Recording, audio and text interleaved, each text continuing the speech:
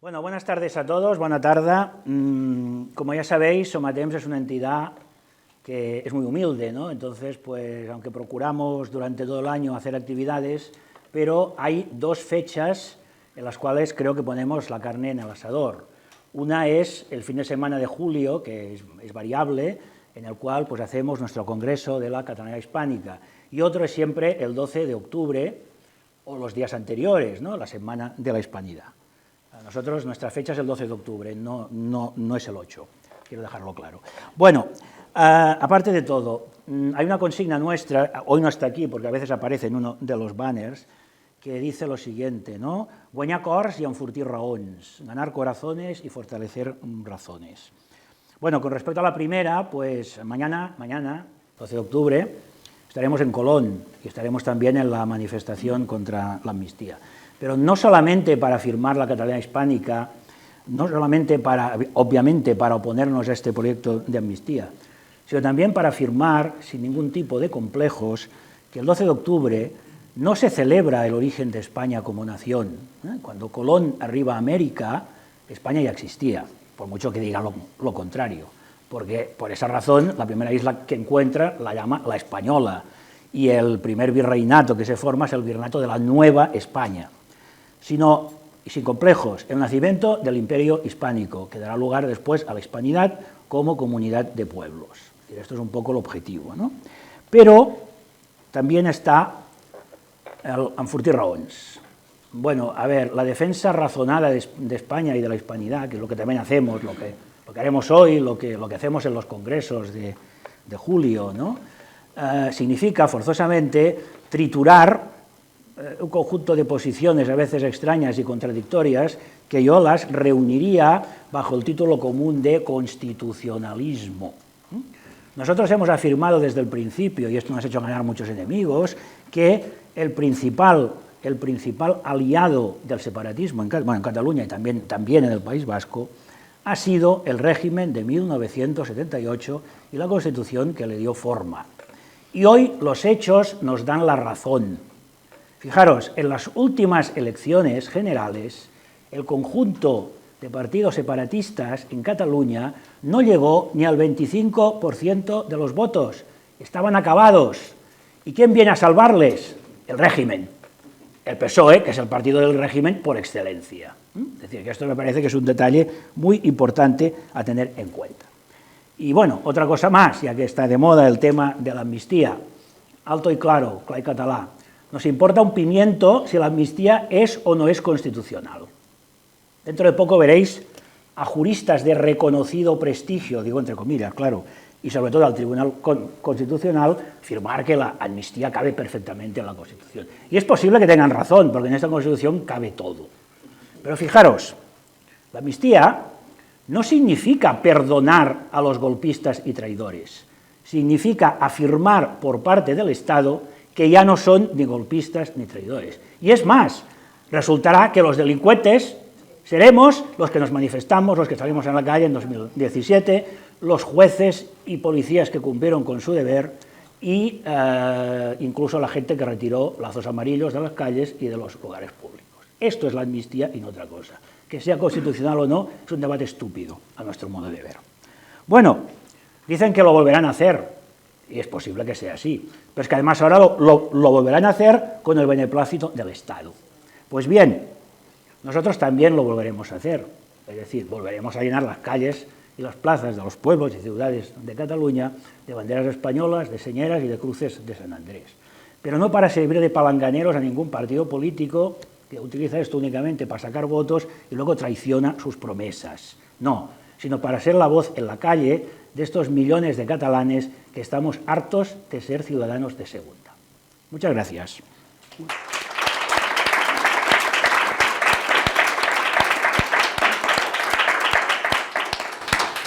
Muy bienvenida, Paloma. Para nosotros es un placer y un honor tenerte aquí. Y bueno, voy a presentar a Paloma Hernández a todos vosotros. Paloma Hernández es Paloma Pájaro. Ella escribe, dirige, edita, produce y presenta un programa en las redes que se llama Fortunata y Jacinta. Este programa es un programa de análisis filosófico que aborda algunas de las problemáticas históricas que dan forma a nuestro presente.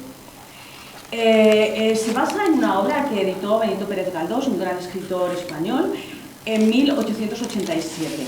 Es una novela realista de un escritor comprometido con su tiempo que refleja en sus páginas los debates políticos y sociales de su tiempo, crítico con la hipocresía, la doble moral, la intolerancia y las carencias culturales.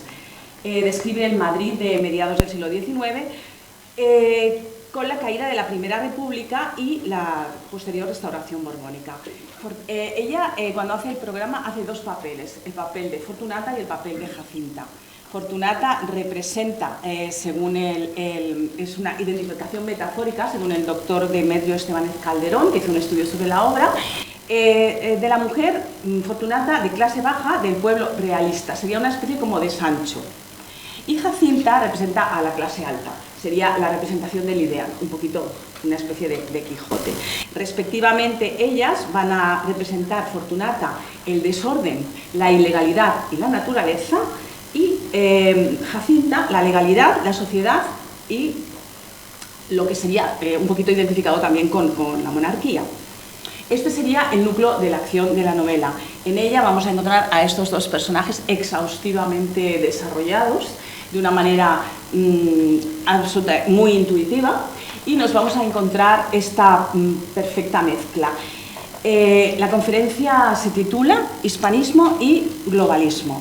Perdón, Hispanismo contra globalismo, y establece ese orden tan indispensable para poder pensar desde el corazón con la cabeza. Muchas gracias, Palomas.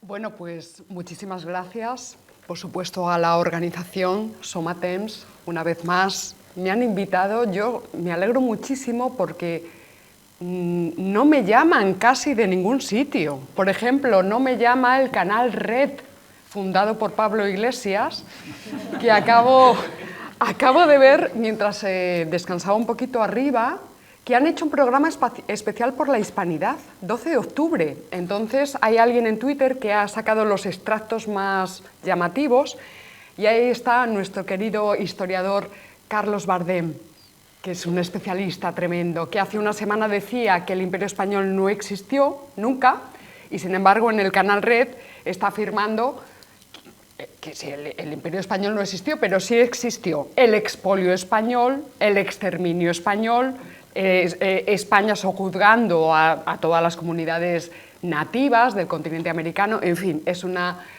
contradicción a la que estamos ya tan acostumbrados, pero en fin. Que no nos llaman desde Canal Red, vamos a ver si desde aquí pues le damos una pequeña contestación, porque yo me traigo muchísimo material, pero por prudencia y para que no agobiarles a ustedes, me voy a poner una alarma, de manera que yo dentro de 50 minutos me va a sonar la alarma, y donde pare, pues ahí paro.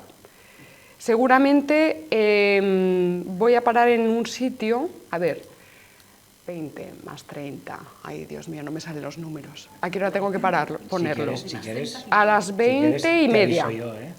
No hace falta que te pongas. Vale. A las 8:30 voy a intentar parar. Vale, a las 8:30, de acuerdo. Y entonces a ver qué somos capaces de recorrer, y tengo la intuición de que me voy a quedar parada justo en los contenidos que están perfectamente desarrollados en el canal, específicamente en un capítulo ya antiguo, yo creo que tiene 4 años, que se llama Hispanidad, lo que no nos contaron en el colegio. Por tanto, si no llegamos a esos contenidos no pasa nada, porque están todos en el canal de YouTube. Y vamos a ello. Hispanismo contra globalismo, hispanidad contra globalismo. Esto hace referencia sobre todo a mi próximo libro. Son los contenidos que he trabajado en el libro que saldrá publicado el día 16 de octubre. Yo pensaba que ya lo tendríamos aquí, pero ha habido retraso en la editorial. Por tanto, bueno, pues voy a hacer un breve esbozo de lo que desarrolla ese libro. Ese libro, ya sabéis que yo trabajo desde la filosofía. Entonces, es un libro que analiza las ideas que están ahora mismo puestas en marcha a través del globalismo oficial, que también, bueno, como vamos a ver, coinciden o están alineados perfectamente con lo que ahora conocemos como el bloque o los progresistas. Entonces ahora vamos a ver cómo se hace esa conjugación. Por tanto, vamos a separar lo que es la parte o el plano tecnológico del imperio, el imperio anglosajón con Estados Unidos a la cabeza, la política real, la realpolitik del imperio, la geopolítica del imperio. Lo vamos a separar del plano nematológico, que siempre, ya sabéis que es muy fácil, son las nebulosas ideológicas, son las ideas, los mitos, las creencias, las ideologías, es la propaganda. Entonces, es muy importante hacer esa separación. Plano tecnológico, la realpolitik, plano nematológico es la propaganda que generalmente está ocultando la realpolitik. O sea, es lo que se pone por delante como telón que encubre, generalmente oculta los intereses geopolíticos que realmente se están desarrollando. Pero claro, ese plano nematológico, propagandístico, tiene muchísima fuerza, muchísima fuerza. Por ejemplo, en el canal Red, de mis amigos que me llaman todos los días, pues está a la orden del día, con todo este sistema, que ahora vamos a hacer un breve recorrido, muy rápidamente. Pero primero quiero citar a Atilana Guerrero. Muchos sabrán que también es una de las investigadoras de la Escuela de Filosofía de Oviedo, que es mi escuela, es el sistema desde el que yo trabajo. Y ella resume de esta forma: la historia universal es la historia de los imperios universales. Esto es una tesis fundamental de Gustavo Bueno. La historia universal no es la historia de la humanidad, ya lo sabéis. Es que a veces me da cosa repetirme porque esto machaco constantemente en el canal.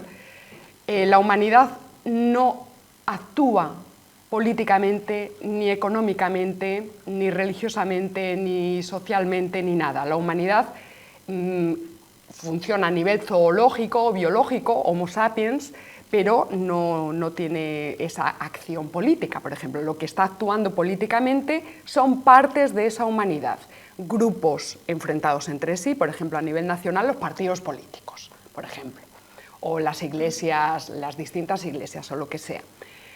Lo que tenemos también son estados, además, enfrentados unos a otros, o en solidaridad frente a un enemigo común. Lo que tenemos es alianzas a nivel de estados, y por supuesto tenemos a los grandes imperios de la historia, que son realmente el motor de la historia. Estos imperios, sobre todo los imperios, no cualquier imperio, sino los imperios con vocación universalizante.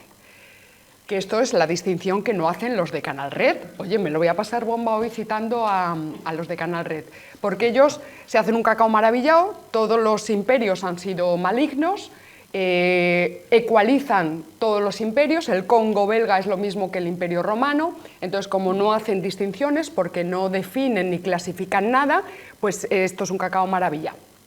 Pero esa distinción es fundamental, como vamos a ver a lo largo de la charla.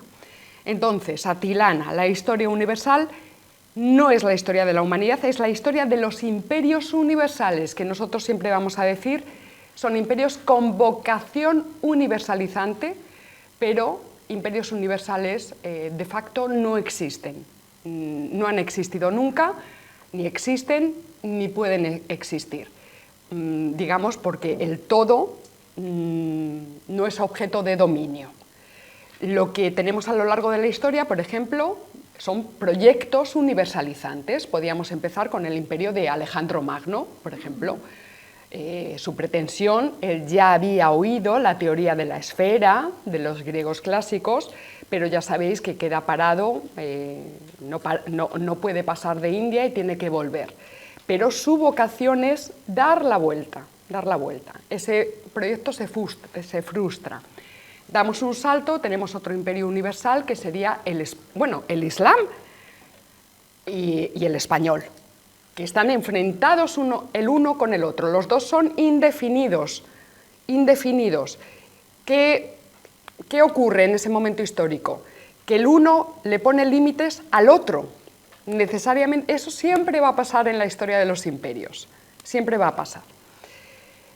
Más ejemplos de imperios universales, que hay muchos, pero bueno, nos ponemos en el siglo XX y tenemos otro choque de fuerzas brutal, que es la Unión Soviética, universalizante también. El comunismo tiene que llegar y recubrir a todos los pueblos de la Tierra, si no, no habrá comunismo final. ¿Y que hemos visto históricamente? Que no llegó el comunismo final, sino que llegó el fin del comunismo. Que no es lo mismo. Que no es lo mismo. Pero frente a la Unión Soviética le sale otro imperio con vocación universalizante, que es Estados Unidos, que se postula como primera potencia mundial justo después de la Segunda Guerra Mundial. Con la caída de la Unión Soviética, digamos que se actualiza el ortograma imperialista de Estados Unidos. Ortograma es tan sencillo como planes y programas, ya está, planes y programas, que comportan realpolitik y comportan una serie de nematologías, ideas, mitos así, bueno, creencias.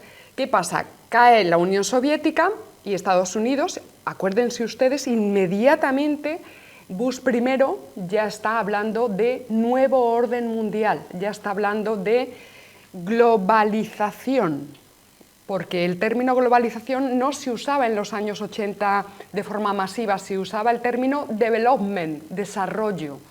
Entonces, a partir de la caída de la Unión Soviética, empieza a circular el término globalization. Ese es el que llega incluso hasta principios de los años 2000, y luego pues, ha generado ya el término globalismo, que es el que conocemos a día de hoy. Pero bueno, todavía no he pasado de la primera frase de Atilana. Les digo que no voy a llegar ni a la segunda página. Entonces tenemos, dice Atilana, la historia universal es la historia de los imperios universales, uno de los cuales, y el primero que efectivamente cumplió un determinado proyecto de globalización, desde su plan de recubrir al Islam, fue el Imperio Español. De hecho, ya saben ustedes que con el Imperio Español se cumple positivamente, se hace la comprobación positiva, empírica, objetiva, de la redondez de la Tierra. Pero luego podemos citar también el momento en el que con Felipe II pues tenemos también el imperio ampliado con Portugal, y por tanto ya tenemos los 3 océanos, en fin, que ya realmente es un imperio que se aproxima mucho al globo, pero no lo recubre entero, deja muchísimas zonas sin recubrir. Inmediatamente le van a seguir saliendo límites a ese proyecto, que son en ese momento, bueno, una vez parado ya el Islam, por la parte peninsular evidentemente, tenemos por ejemplo los grandes imperios que ya van a empezar a coger mucha fuerza de estirpe protestante. Todos estos proyectos son potencias que se postulan también, tienen su propia cuota de poder y le van a poner límites inmediatamente al Imperio Español. Y efectivamente llega un momento en el que el Imperio Español cae. Pero bueno, seguimos. Y España, dice Atilana, es hoy una nación canónica. Canónica nos referimos a lo que Gustavo Bueno designaba como naciones políticas en sentido estricto. Nación, la palabra nación, esto se lo vamos a decir a nuestros amigos secesionistas y sus socios en el gobierno. La palabra nación tiene muchas acepciones a lo largo de la historia: nación biológica, nación étnica. Por ejemplo, naciones étnicas que tenemos en España, que hay muy pocas. La nación de los gitanos. Pero qué curioso que justo esta, que sí que podríamos decir que es étnica, no se postula para tener un Estado propio ni nada, no. Es muy problemático hablar de naciones étnicas en cuanto a Vascongadas o Cataluña, etc. Es prácticamente, bueno, es imposible, sobre todo si tenemos en cuenta toda la inmigración que ha ido llegando. Luego tendríamos la nación histórica, que son naciones que se están conformando ya en la Edad Moderna y que son reconocibles ya desde el punto de vista externo, por ejemplo, desde Francia ya se puede señalar con el dedo a una unidad que es España. Inglaterra, lo mismo con Francia, es decir, estas naciones se conforman ya históricamente con una unidad y una identidad muy clara. Lo que pasa es que no llegan a ser todavía políticas, porque eso no puede ocurrir hasta la llegada de la Revolución Francesa y las transformaciones del antiguo régimen que tienen lugar con eso. Por tanto, lo que tenemos con estos grupos secesionistas no son naciones canónicas, son naciones étnico-lingüísticas, que encubre el mito de la raza, fraccionarias. Son naciones que forman parte de naciones canónicas, como la española, como la alemana, como la italiana, que buscan romper esas naciones canónicas, construidas históricamente, para configurarse como un Estado propio. Esa es la... Por tanto, desde nuestra perspectiva, digamos, ¿cómo designar a estos grupos? Pues directamente secesionistas, y si queremos ser un poco más detallistas, nacionalismos étnico-lingüísticos fraccionarios, importantísimo, fragmentarios, buscan romper la nación histórica y política. Bueno, pues bien, aquí dice Atilana, esta España, que no por casualidad mantiene lazos de todo tipo, políticos, culturales, sociales, religiosos, con el resto de naciones canónicas que surgieron, voy a leer tal cual, que se fraguaron en virtud de dicho imperio, la América hispana. Bueno, aquí dice más cosas, pero voy a ir avanzando. Un poco la idea de esta charla era de forma muy sintética, porque en el libro es muy extenso, es un libro de 400 páginas y pico, muchísimo material, entonces, lógicamente aquí voy a decir 4 cosas. Pero bueno, la idea era un poco poner una frente a otra o señalar las principales diferencias que cabe establecer entre la globalización del presente, que es de estirpe anglosajona, y la primera globalización, como dice el título de la película de Linares, la primera globalización llevada a cabo por el Imperio Español. Entonces hay cosas que se coordinan, cosas que se mantienen iguales, pero la mayoría de los contenidos nematológicos, ideológicos, ya saben ustedes, mitos, pues difieren en muchos aspectos. Para que quede claro, el sintagma globalismo oficial, este es el sintagma que usamos porque a raíz de cuando empieza a desarrollarse la ideología de la globalización con la caída de la Unión Soviética, en el año 99 se acuerdan ustedes de todas estas manifestaciones de Seattle, ¿verdad? Que estaban ahí los grupos antiglobalización. Estos grupos antiglobalización que señalaban a la globalización y la designaban de la siguiente manera. Ellos se protestaban contra la globalización de derechas, contra la globalización turbocapitalista, llegaban a decir incluso, contra el imperialismo yanqui. ¿De acuerdo? Entonces, estos grupos antiglobalización eran también diagnosticados mediáticamente y ellos mismos se presentaban como grupos de izquierdas, señalando esa globalización antiturbocapitalista, ¿de acuerdo? Denunciándola. Pero esos antiglobalistas no eran homogéneos, había muchos grupos. Mi tesis es que el grupo en el que encajaría, de donde luego nace Podemos, de hecho Pablo Iglesias Turrión, su tesis doctoral es un análisis de esos movimientos, ellos no son antiglobalistas radicales, ellos son otra globalización es posible. Es decir, ellos se dan cuenta de que la tecnología efectivamente nos da permiso, nos permite ya hablar de una globalización empírica. Efectivamente, estamos ya conectados por satélite, podemos hablar de una globalización positiva, pero el globalismo oficial es una globalización ideológica que está al servicio de un imperio, el imperio del momento realmente existente, que es el imperialismo anglosajón con Estados Unidos a la cabeza, en un momento de trepidante dialéctica de estados y de imperios, porque a esa superpotencia que se pensó triunfante tras la caída de la Unión Soviética, pasados los años le han salido los límites. Los límites en China, India está fortísimo, pero viene también Rusia, viene también la plataforma islámica, es decir, los límites ¡pum!, inmediatamente van saliendo. Por tanto, globalismo oficial es lo de oficiales para distinguirlo de esos otros grupos que dicen globalista. Yo también soy globalista, como decía Pablo Iglesias, pero de otra globalización. Otra globalización es posible, una globalización no capitalista, anticapitalista desde sus coordenadas.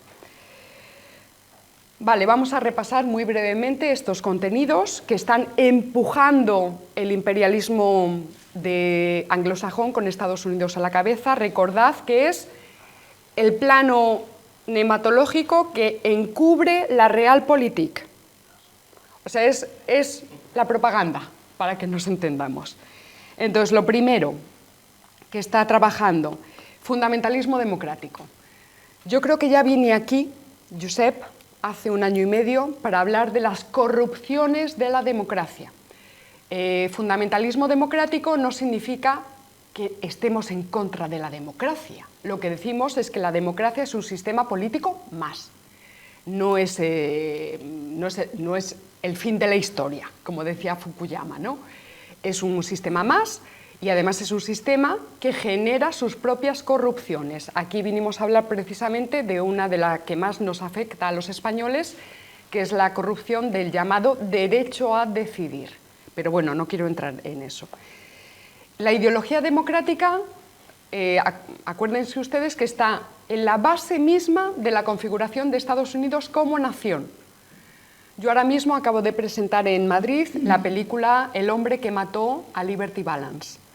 Es una película que les recomiendo muchísimo, porque recoge muchos de estos mitos de la configuración de Estados Unidos como nación y luego como imperio. Y en esta película ya estamos viendo perfectamente cómo uno de esas ideas fuerza es la democracia, la libertad y la democracia. También mete la educación ahí John Ford. Para que haya democracia y libertad tiene que haber educación. Pero en esta película es muy interesante porque también se ve el estereotipo del mexicano. El mexicano que era el español, es decir, era la población que Estados Unidos en su proceso de expansión hacia el oeste que se encuentra los restos del Imperio Español. Y el mexicano, pues luego lo vamos a ver, está ahí estereotipado como un individuo indolente, vago, perezoso. En fin, luego vamos a hablar de esto. Por tanto, la ideología democrática está ya en el origen mismo de Estados Unidos. Esa ideología ha ido evolucionando porque la democracia de esos primeros años es una democracia Ehrenvolk, que decimos. Es una democracia parecida a la de Pericles, que es la democracia, sí, pero no esta liberal nuestra, sino la democracia de los señores, donde queda excluida gran parte de la población. Pero bueno, por tanto, este fundamentalismo democrático fija la atención, y aquí seguimos metiendo ideas fuerza, en la conciencia subjetiva del individuo átomo. Esto también vamos a ver que está siguiendo la línea del desarrollo desde el pensamiento de, podríamos irnos incluso a Guillermo de Ockham, el nominalismo Lutero, el individuo y luego, por supuesto, todo el idealismo alemán, el sujeto y la conciencia autopensante. ¿Qué más tenemos? El mito oscurantista del género humano. Esto de mito es lo que os he explicado antes. El género humano sí funciona a nivel biológico y zoológico, pero a nivel político no se puede hablar de género humano como si el género humano fuéramos todos juntos de la mano hacia un destino común. No. El género humano como mito está funcionando en el horizonte al que tenemos que llegar. Entonces, ¿para quién proyectamos nuestros planes y programas políticos? Para un feminismo universal. Ahí está el mito, ¿lo veis? En el horizonte. No hemos llegado todavía, pero estamos en camino. Entonces, ¿para quién programamos nuestros planes y programas? Para la democracia universal. Todavía hay regiones que no son demócratas, pero llegarán. Derechos humanos universales. Eso de universal, ahí está prefigurando que lo que está en el fondo, en ese horizonte hacia el que nos llevan de la mano, los progresistas, por eso se llaman progresistas, porque el progreso es hacia la humanidad, hacia lo universal. Bueno, pues eso lo tenemos ahí. Por ejemplo, este mito funcionaba también en todos los imperios universales, en todos está el mito del género humano. Lo que pasa que, digamos que filosóficamente, trabajado de forma muy distinta. La Unión Soviética le da una configuración completamente distinta. La Unión Soviética no habla del hombre individuo átomo que se autodetermina a sí mismo. Para la Unión Soviética lo que funciona es el grupo, En el Imperio Español también está muy matizado por toda la teología católica, que es muchísimo más sólida que estas, digamos, doctrinas de estirpe idealista alemana. Entonces, claro, esa humanidad no es... El mito está, pero luego la fundamentación filosófica y teológica es completamente diferente. Más cosas. Bueno, para movernos todos juntos de la mano hace falta un ingrediente muy importante, que es la idea contemporánea de solidaridad. Estarán ustedes hartos de oír hablar solidaridad para arriba y para abajo. Pues este término es un invento del siglo XIX. No me puedo detener. Está en el canal, está todo desarrollado. La solidaridad, jurídicamente, siempre se presentó como una solidaridad frente a terceros. Esta ideología es una solidaridad armonista. Lo que hace es borrar el conflicto, la contradicción. Bueno, no me puedo detener aquí. Por supuesto, la ideología de los derechos humanos del 48, que son las tablas de la ley, digamos, del imperio. Y ya tenemos ahí a todos ahora con lo de Palestina. Es que han atentado contra los derechos humanos. Es el referente ético con el que nos movemos en este imperialismo de Estado. El síndrome de pacifismo fundamentalista, pensamiento Alicia, me voy a detener. El pensamiento Alicia lo ponemos frente a utopía. La utopía, si ustedes se fijan, en la utopía el autor siempre deja claro que el proyecto de sociedad futura que nos está presentando, que normalmente es positiva, feliz, bonita, es imposible. El autor sabe que es imposible y no engaña al lector. El pensamiento Alicia es Alicia en el País de las Maravillas. Precisamente lo que oculta también son proyectos muy felices de sociedades que van a llegar. Están aquí, el horizonte este, y la diferencia, este pensamiento Alicia, que es practicado por los políticos, es que borra las dificultades. Es decir, el pensamiento Alicia se postula como posible. La utopía es imposible, y lo sabe el autor, no engaña, y el pensamiento Alicia es posible. Es Errejón diciendo, exigimos el inmediato cese de las hostilidades de Israel contra Palestina. Eso es pensamiento Alicia, porque no tiene en cuenta las tremendas dificultades a nivel político y geopolítico y religioso y cultural que entraña esa cuestión. Bueno, ya habíamos hablado, individuo autodeterminado. Aquí tenemos la versión de las naciones autodeterminadas, la autodeterminación. Bueno, nada se autodetermina, todo está codeterminado, todo, absolutamente, tanto el sujeto humano como los grupos, como los estados, como las religiones, como los imperios. Idea de libertad absoluta, bueno, en fin, cambio climático antropogénico. Aquí tenemos otra vez también el universal. Los planes y programas son para salvar al planeta Tierra, salvar al todo, al todo. Tenemos de nuevo ese horizonte universal. Derechos subjetivos exigidos en función del sentimiento, es decir, lo que tenemos aquí es un irracionalismo. reconocimiento del estatuto jurídico de persona a los animales, al tiempo que se cosifica al feto humano en el vientre materno. De hecho, esta es una ideología aberrante, porque desde esta perspectiva se entiende que la maternidad es una injusticia biológica. Y el otro día en Santa Pola también me acordé de que en mi propio entorno familiar yo he llegado a escuchar que las mujeres que no trabajan y tienen familia son prostitutas de sus maridos. Bueno, todas estas ideologías aberrantes forman parte de estos paquetes ideológicos. Aborto libre, sin límite de edad y sin consentimiento de los padres, por supuesto, ideología de género, teorías queer. Aquí tenemos también esta cosa de la autodeterminación. El yo. Aquí tenemos un yo metafísico. Ustedes han oído hablar de yo he nacido en un cuerpo equivocado. Es decir, un yo flotante que no tiene cuerpo, pero está ya perfectamente definido. Él ya sabe lo que le gusta. A este yo ya sabe lo que le va. Cuando se encarna, se equivoca de cuerpo. Es pura metafísica, además de la más, ni siquiera es de la de calidad filosófica o teológica, o sea, es el panfilismo más tontorrón.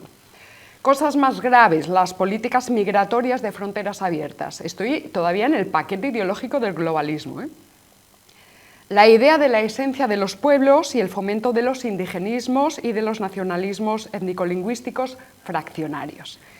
Derecho a decidir, Carta de la Tierra, Agenda 2030, antirracismo, que se están intentando meterla aquí, Podemos, ya sabemos que Podemos Sumar es el bulldog del PSOE. Entonces, ellos hacen lo que el PSOE no se atreve, entonces les van soltando, Podemos es el que va con el ariete, y entonces, por ejemplo, el PSOE nunca bueno, sí que se atrevió, pero bueno, había ocultado el término modelo confederal para España, lo ocultaba. Y el PSOE siempre decía modelo federal, pero no, lo que buscan es el modelo confederal.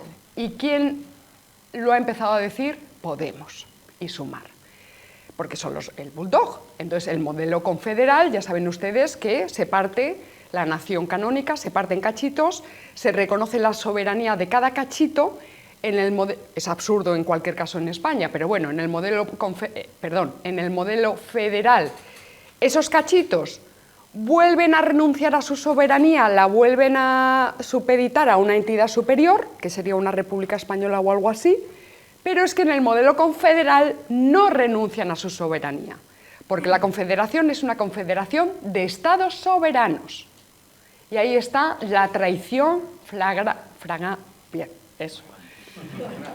de gente que está en el gobierno de España. Están hablando directamente de modelo confederal y todos los medios de comunicación callados. Y los que lo denunciamos, como no nos llaman de ningún sitio, pues no podemos denunciar esta traición de lesa patria absoluta. Bueno, con el antirracismo pasa lo mismo. El antirracismo no encaja en España. No encaja históricamente, no encaja por la tradición de nuestra sociedad. Sin embargo, hay un movimiento muy fuerte para incorporar el antirracismo, el Black Lives Matter en España por parte de Podemos. Y lo conseguirán. Pero van a tener, y de hecho tienen muchas dificultades. El antirracismo, ya saben ustedes que es aquello que decía no sé quién, que se me ha olvidado el nombre, a lo mejor os acordáis vosotros, que es no basta con que una sociedad no sea racista, tiene que ser antirracista. Bueno, en fin, más cosas. Los movimientos antifascistas, el neopaganismo de la Pachamama, multiculturalismo, relativismo religioso, que es más bien un movimiento deísta anticatólico, y europeísmo o la idea de una Europa sublime. Aquí hay que volver a hacer el apunte fundamental que hacemos desde la Escuela de Filosofía de Oviedo. No es que estemos en contra de Europa, es lo mismo que, ¡ay, es que estás en contra de la democracia! No, lo que hay que poner es la democracia en sus quicios. Pues con el europeísmo o la idea de Europa sublime es lo mismo.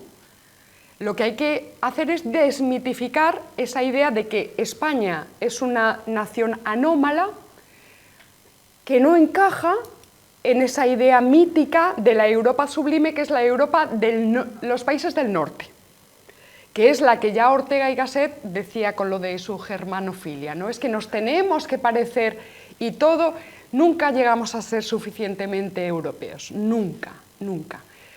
No es que España tenga que ser Europa, es que España es Europa, ya es Europa.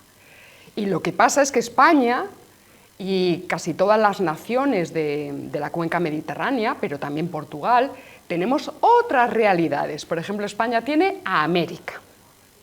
Entonces, nuestra postura es no darle la espalda a Europa, pero no perder los vínculos que tenemos con América, porque nuestras fuentes están en otro sitio. No están igual que Suiza, en fin. Bueno, como decía antes, este ideal de la humanidad propio del globalismo oficial es heredero de la vertiente más irracional o vertiente espiritual más irracional precisamente de la cristiandad medieval, que es esa vertiente que va desde Occam a Lutero, nominalismo hasta el idealismo trascendental y que llegan hasta nuestros días ya pues totalmente con ese atomismo. Ah, vale, 15 minutos, mira, me he pasado de la primera página. Vale, no pasa nada. Yo creo que sí, porque voy introduciendo cosas que no tenía previsto introducir. Entonces, vamos a ver, para ir avanzando.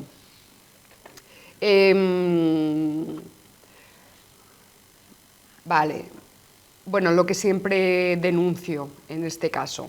El imperialismo, el globalismo oficial es el ortograma, o podríamos decir es el destino manifiesto actualizado del imperio anglosajón con Estados Unidos a la cabeza. Nosotros formamos parte también de ese imperio, pero en tanto partes subordinadas. Entonces, lo que hay que determinar, pero estamos in media res, es decir, estamos en mitad de los asuntos y por tanto todavía no sabemos si este globalismo oficial es prudente o es imprudente para el imperio, porque desde luego yo creo que aplicado a nuestras naciones hispánicas es imprudente, porque es disolvente, lo que hace es fomentar todo el extravío identitario, odiarnos unos a otros, que el Canal Red haga capítulos en contra del Imperio Español, negando una realidad histórica que además es muy distinta de lo que ellos postulan, etc. Entonces, yo creo, y vamos, ahora mismo afirmaría, que este paquete ideológico es imprudente aplicado a nuestras realidades políticas, sociales, culturales, religiosas, etc.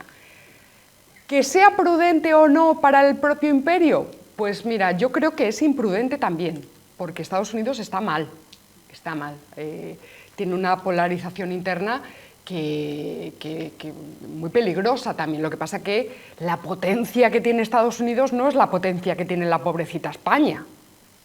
Entonces, Estados Unidos aguantará posiblemente todas esas disensiones internas, pero desde luego nuestras pequeñas naciones no. Vale, yo tenía aquí un capítulo muy interesante que no voy a poder abordar, que es el racismo pseudocientífico, que es una diferencia brutal respecto de la primera globalización, la española, y la globalización del presente. Los orígenes de todos los imperialismos de estirpe anglosajona se apoyan en este modelo antropológico del supremacismo racial. Este modelo antropológico que ahora claro, tiene muy mala prensa, pero en su momento tuvo muchísima fuerza. De hecho, es precisamente en el siglo XIX cuando este supremacismo racial penetra desde París al catalanismo a través, por ejemplo, de Pompeyo Gener. Viene desde fuera y desde unas posiciones políticas muy, muy concretas, que era romper la unidad. Entonces, pero nosotros quedamos generalmente fuera de esta tradición. Se genera en torno al periodo ilustrado, nace en Francia, se va extendiendo, por el área de difusión germánica, anglosajona y escandinava. El propio filósofo húngaro George Lukács deja bien claro que España y en general todos los países latinos, mediterráneos, católicos, quedan al margen de esta trayectoria del supremacismo racial. Entonces, nosotros tenemos un ejemplo muy bonito, que es José de Acosta, que era un jesuita y naturalista español del siglo XVI. Tiene un texto muy bonito, bueno, tiene muchos textos. Y él sostiene ya en el siglo XVI que el desarrollo de la inteligencia tiene que ver con la educación. Él dice con la crianza, y no con la biología, con la natura. Tiene que ver con la educación y no con la natura. Frente a esto, que lo ponemos aquí como un ejemplo de qué es lo que movió al Imperio Español, qué empujaba la acción del imperio cuando llega a América, pues es este tipo de ideas, la teología católica de estirpe tomista. Tenemos que 2 siglos más tarde, por ejemplo, tenemos al filósofo escéptico escocés David Hume, que está en el siglo XVIII diciendo todo lo contrario. Encontraba en la biología elementos que justificaban la superioridad de unas razas frente a otras. Por tanto, no es que por primera vez se hagan conexiones entre raza y carácter.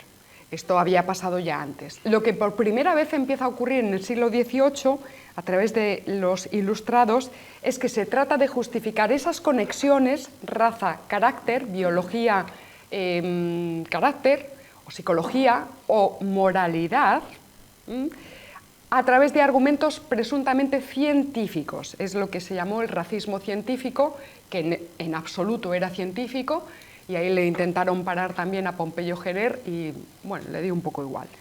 Son posturas pseudocientíficas. Esto, evidentemente, lo que hace es condicionar absolutamente la acción de cada modalidad de imperio. Cuando el Imperio Español llega a tierras americanas, bueno, no voy a citarles aquí la cantidad de juntas, reuniones, controversias que hay para determinar el tratamiento jurídico de esas poblaciones, pero ya sabemos todos que la teología católica pues reconocía la racionalidad del indio, la racionalidad, y por supuesto que eran criaturas de Dios, es decir, el reconocimiento del alma de esos pobladores. Como quiero ir resumiendo mucho, aquí yo tenía muchos ejemplos de cómo en las películas de John Ford, en todo el western, bueno, es que están ahí todos los mitos. El desprecio del indio es absoluto. Yo les voy a leer solamente la jerarquización social muy fuerte que se establece en el Imperio anglosajón desde el origen. Es una jerarquía basada un poco en todas estas ideologías, tradiciones, filosofías, que pone en la cúspide a los WASP. Los WASP son la población blanca, anglosajona y protestante. Más adelante va a incorporar a los italianos y a los irlandeses, que llegan, ya saben ustedes, la inmigración es brutal, los incorpora a un nivel más bajo porque son católicos. Entonces, efectivamente, son europeos, son blancos, pero son católicos. Por tanto, ya saben ustedes el prejuicio tremendo de estos recién nacidos imperios, Estados Unidos, que van con el prejuicio de las monarquías europeas. Entonces ellos tienen que destruir esas formas de gobierno y le asignan características morales. Entonces las personas que están bajo el control de monarquías, de la monarquía hispánica, por ejemplo, son personas serviles, dóciles, en fin, ya van viendo ustedes. Por tanto, está el prejuicio también de lo católico, infravalorados desde la perspectiva puritana protestante. Por debajo están los mexicanos, que tienen también otra cosita peor, tienen otra tara, aparte de ser católicos, es que son mestizos. Y el prejuicio, eso ya lo denunciaban en cuanto Isabel la Católica ¿cómo se dice?, prohíbe la esclavitud de las poblaciones indígenas, saltan inmediatamente todos los prejuicios de las potencias europeas del momento, porque eso atenta contra la higiene moral, Y eso, más adelante, el propio Hitler tiene unos discursos también diciendo: la América del Norte se ha salvado porque no consintió que su sangre se juntara con la de... Pero España sí lo hizo, por tanto, los mexicanos, aparte de católicos, son mestizos, están corrompidos biológicamente también. Por debajo de los mexicanos estarían los negros. La población negra es entendida como una especie de fuerza de la naturaleza, una fuerza bruta, dicho así en términos tal.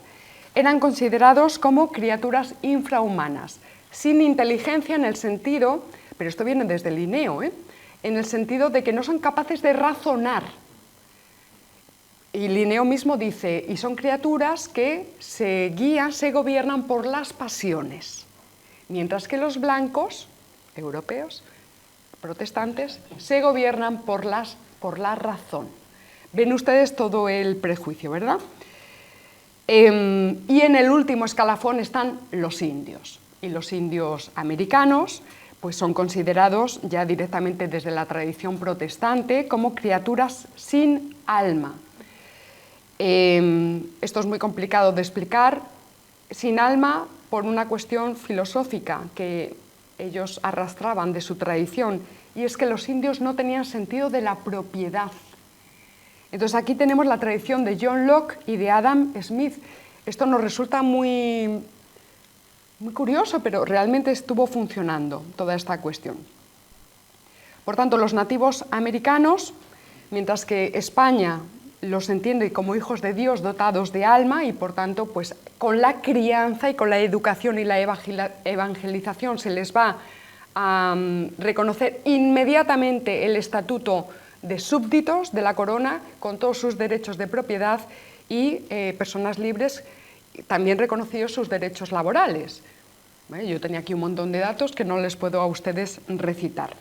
Sin embargo, pues tenemos aquí, por ejemplo, a George Washington hablando de ellos en el sentido de bestias salvajes, raza no iluminada.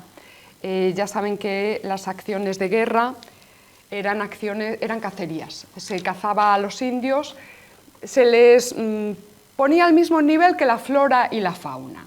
Esto suena muy fuerte, sobre todo porque los propios Estados Unidos, con John Ford precisamente, a partir de esta película que les he mencionado, John Ford inicia lo que se ha conocido como el western crepuscular, que es un western revisionista. Previamente, el western anterior es un western en el que se crean los mitos blanco y negro de Estados Unidos, el indio malo, anónimo, malo, al que se mata, y a partir de El hombre que mató a Liberty Balance se inicia el western autocrítico. Empiezan a criticar toda la acción depredadora, real, objetiva, la historia negra real, no la leyenda negra, sino la historia negra real de los Estados Unidos. Y empieza precisamente con esa película de John Ford, la autocrítica. A los indios se les exterminaba igual que a los bisontes. En el proceso de expansión de las 13 colonias hacia el oeste se van exterminando la población indígena y los bisontes, que son tres cosas importantísimas. Son el numen de los indios, el numen es la figura divina de los indígenas, es su alimento y además se liquida al principal poblador de las grandes praderas estadounidenses, que son los bisontes. ¿Para qué? Para instalar ferrocarriles, las grandes varones de la ganadería que van con miles de cabezas de ganado ocupando esos territorios. Entonces, eliminando a los bisontes, eliminas la fuente de alimento, el numen de los indios también. Y además les dejas desmoralizados porque el indio no entiende. Por cierto, un indio que ya estaba incorporado a la civilización porque esos eran territorios del Imperio Español. Solo por cerrar, me quedo en la segunda página, para recordarles a ustedes, bueno, era para, sí, también George Washington les llama hordas salvajes, deben ser aplastadas en la no existencia, siendo necesario, todo esto es literal, exterminar estas madrigueras de impíos. Por tanto, aunque nos resulta impresionante, si lo que empujaba al Imperio Español era el deber moral de evangelizar a esas poblaciones, lo que empuja a este imperio anglosajón es precisamente que la tarea más piadosa que se puede hacer con esas criaturas que no tienen alma no es cristianizarlas, no es civilizarlas, es exterminarlas. Esta es la nematología que da origen al imperio estadounidense. Ahora mismo ha cambiado mucho, se impone lo políticamente correcto, pero esto está en la base. Esto está en la base. La ley de ciudadanía india no se aprueba hasta el año 1924. Es la ley, recuerden ustedes, Isabel la Católica ya dice, son súbditos de la corona, el estatuto de persona, no de sujeto, no, de persona. La idea de persona es un concepto jurídico, su reconocimiento como persona con todos sus derechos, ¿de acuerdo? En Estados Unidos hasta 1924. Y eso sin tener en cuenta que las leyes de Jim Crow o leyes de segregación racial por mandato de Iure son promovidas, por cierto, por el Partido Demócrata, se mantuvieron vigentes en Estados Unidos hasta 1964, todavía tienen grandísimos problemas de segregación racial y de racismo, tal cual, y decir que esto no es algo exclusivo de Estados Unidos. Yo pongo aquí el ejemplo de que los censos de la Nueva Francia siempre fueron muy pequeños porque solo censaban a los nacidos de padres franceses. Por ejemplo. Pero es que en Australia no se reconoció a los aborígenes como australianos, o sea, su ciudadanía, hasta 1967, negando que fueran propietarios de las tierras de sus antepasados.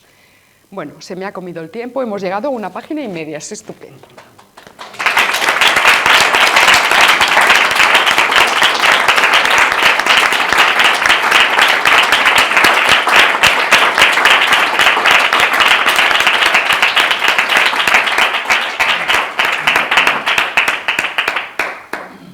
Bueno, Paloma, muchísimas gracias. Como siempre, has sido muy didáctico y además has tocado temas, creo, de un gran interés, ¿no?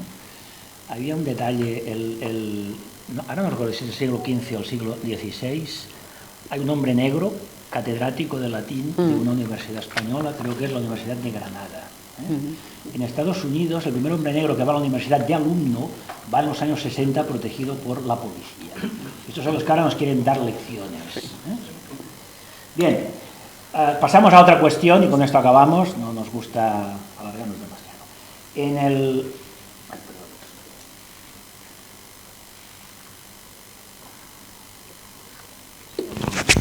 No se va a oír.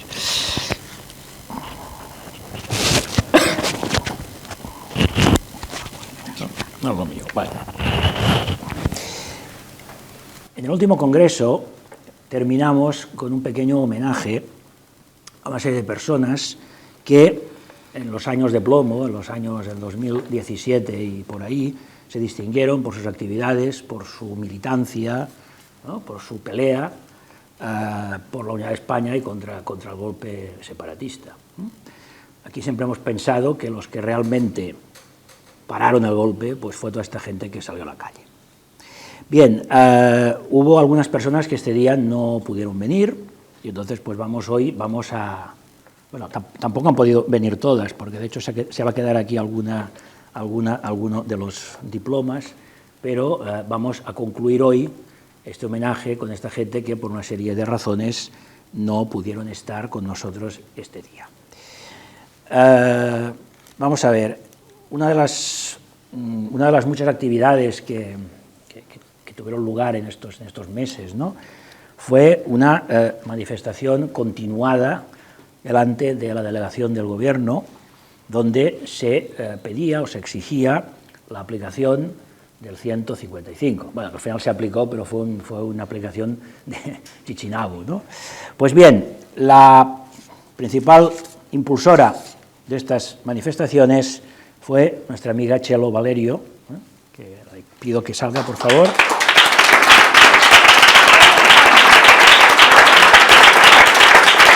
No seas tímida.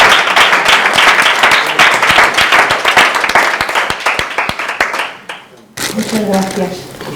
Y muchas gracias porque lo recibo de una asociación que respeto mucho por su valentía y por la firmeza de su moral. Gracias por reconocerlo en aquel momento, fue muy duro porque estábamos muy solos, te consta, Javier, lo solos que estábamos y lo mal que nos trataron nuestros compañeros demócratas. Nuestros compañeros demócratas. Pues muchas gracias.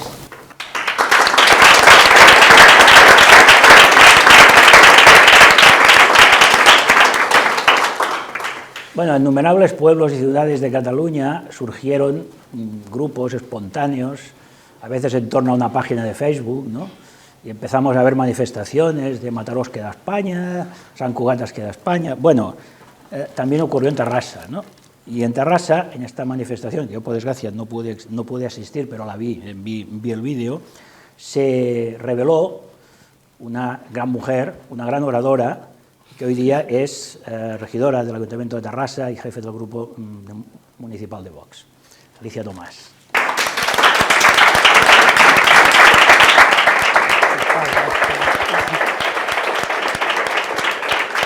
Bueno, tú sí que parecen unas palabras, ¿no? Supongo.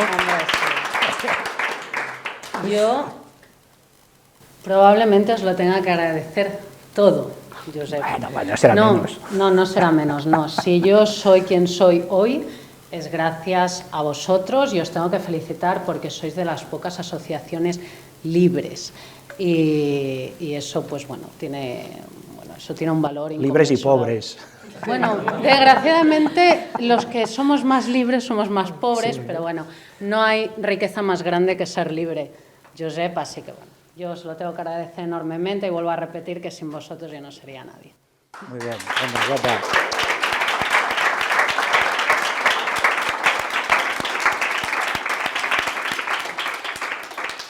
Bueno, teníamos más diplomas, pero ha habido personas que tampoco han podido venir hoy por una serie de razones. A ver si en el futuro pues podemos ir haciendo estas entregas, ¿eh? Y bueno, yo creo que con esto terminamos, ¿no? No queremos alargarnos demasiado, os emplazamos mañana a las 11 en Colón y luego ya nos uniremos a la manifestación de España Catalans y muchísimas gracias por vuestra asistencia.